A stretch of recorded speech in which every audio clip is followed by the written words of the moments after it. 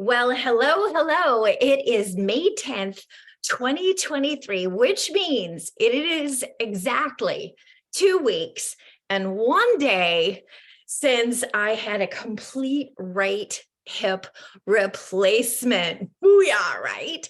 And I am just about to dash out the door in about 15 minutes to go to my 2-week appointment with my doctors to get the update. But I just wanted to show you this. And again, this goes out to any of you who kind of know that you should be doing something, maybe even something that's causing you a lot of pain, then that has been causing you a lot of pain for a long time. And yet for some reason, there's this crazy little voice inside of you, or maybe even people around you who are making you feel like, oh, maybe you're not ready. Maybe now's not the time. Maybe you don't have this. Maybe you don't have that. Maybe you should wait, right? Well, I'm about to show you that, at least in my experience right here, right now with this is something that I'll be honest with you. I really put off for a long time. I was afraid of what this would feel like. I was afraid of the pain. I was afraid of the unknown. I was afraid of the unfamiliar, all of those inner game things that I try and really work hard to master. Well, this one had me in its clutches. However, finally, the pain was so great. And sometimes, as you know, pain can be the best and sometimes the only teacher that we're willing to listen to that will make us finally get rid of the things that have been holding us back. And so in my case, I finally, encouraged by an amazing group of family and friends and loved ones around me. You know who you are. Thank you so much. I could go on and on with all the names, Mike, everyone, family. You guys said, we're here for you, which of course made it easier taking these, pardon the pun, but new steps into unfamiliar territory. So I was brave, I was bold, faced some fear and said, let's do this, right? In fact, I'm so tired of living with the pain. How much worse can it be, right? So you may remember seeing me in a walker, which is right here, because I still use it in the middle of the night when I need to get up. And of course, most recently, you've seen me with a cane. So now, what I want to show you, 2 weeks and one morning, I want to show you, here's the cane, okay? And so, yeah, I'm walking fairly comfortably with the cane, not 1,000% yet. Here's the real booyah. When you tap into this inner game and when you say, you know what, fear be gone, thank you. I get your message. I get your concern. You've helped me. You've helped me prepare. You've helped me look for things that I need to make sure I covered. However, now I get the message. I get the lesson. Thank you. Go sit over there. I've got it from here. Then you're able to even consider doing something like this.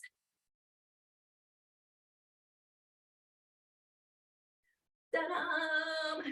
Now, I'm not 1,000% yet, and you don't see me in 8-inch heels, which I'm not sure I ever want to be in 8-inch heels again. And I am being smart about it. I am making sure that I have the tools when I need them. Hint, hint, underlying message there. I make sure that I have the support and the tools if I should need it. However, I also don't let my, oh my gosh, fears of what if in the negative sense really hold me back. And so I get out there and I say, what if I can? And why can't I? And let's imagine that I can, and let's see if I can. And you know what? Let's do this. And so here I go again. Dum, da, dum, da, dum. And another little note, some of you may or may not know that the whole reason that I encountered this was because I discovered, who knew, that my left foot is about 4 to 6 millimeters shorter than my right leg. And so as I got older, and of course, we tend to kind of compress as we got older, it got more pronounced and it got really impossible for the rest of my body to try to compensate. And so ultimately it was bone on bone, nasty, right? However, so now, thanks to modern medicine and some epic doctors, I've had this new opportunity to move forward in my life, revitalized, invigorated, and just the pain already at this point, it's no comparison to what I was feeling before and what I was terrified of this, and this is so much better, right? However, I am learning a lesson and applying it. Now I've got these amazing little kind of, I wouldn't necessarily call them lifts, but maybe they are officially called lifts. They're like insoles, but they're specifically for equalizing the height of one leg to another when it's shorter. And so now I have them inserted in my shoes. Yes, I've even figured out how to do it to a certain extent with my sandals and flip-flops, so that I'm giving my body that additional edge. So here's what I'm going to leave you with before I dash, before Mike whisks me away to my 2-week appointment. I'm leaving you with this. All of this ties into what I think is really, really, really the difference. If you're versus leading a life that just feels like you're this nonstop cycle, you're stuck.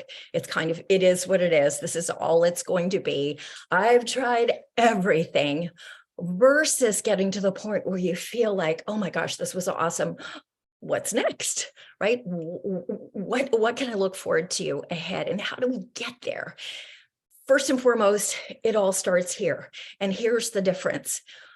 If you focus on nothing else, this is the time, and especially with all this AI chat, how we are going to really still maintain our relevance as human beings. It's the difference in our inner game. We cannot have a flabby inner game going into a world and era with these, AI, these special just computers that are built around intelligence. We have to have that extra something, and that comes by being the sovereign of our mind. And what does that mean?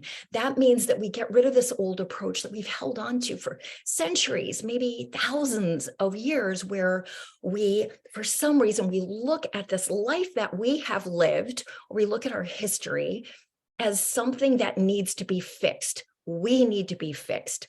Our past needs to be fixed. Well, what if it's not about fixing that? It's not about fixing the past. It's about deliberately, intentionally creating the future. And all of this, these aren't mistakes, these aren't failures.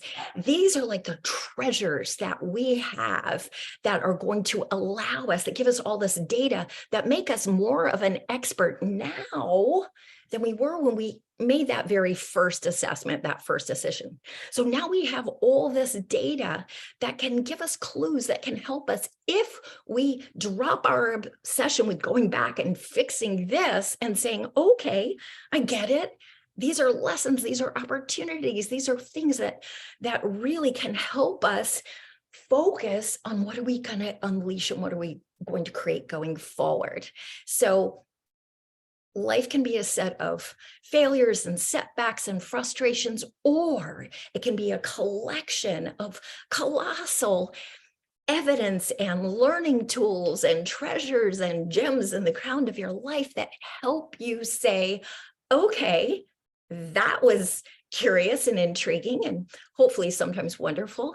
So what does that mean for me next? How can I take all of this and see, I'm not going to fix me, I'm going to create the next version of me. So that's what I'm doing today. I hope this resonates with you. I'm super excited. Yay! Doing the happy dance. I'm not in the room with all my chickens, but I do have Froggy Princess. So on this merry note, go out there and maybe explore today of just maybe shifting a little bit and say, what if I didn't look at my life as a collection of all these mistakes I've made, all these things I've done wrong, all these flaws that I have, all these things about myself that it's so heavy to fix, and say, okay, this is just data. and even the best vehicle in the world, the rocket ship, it needs fuel. This is my fuel. This gives me the trajectory and the information that I need in order to really get this vessel soaring forward. So clearly I'm low energy thanks to this procedure. Well, actually, I'm a little less energetic, but it's usually later in the day. So I am so psyched and ready, and I hope you are too. Go out, make this an epic day. And my love to all of you. Mwah! See you soon. Bye.